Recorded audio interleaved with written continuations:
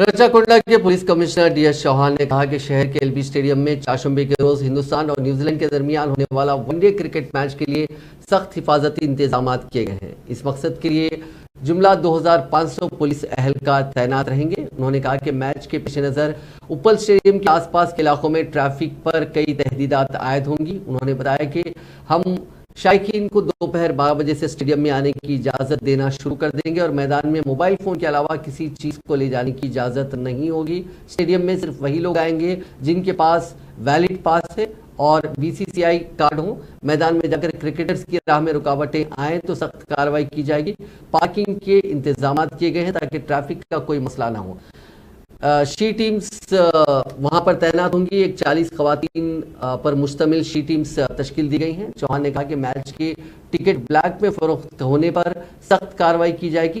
Cricket के सट्टेबाजी और ब्लैक टिकटों पर खुसूसी नजर रखी गई है।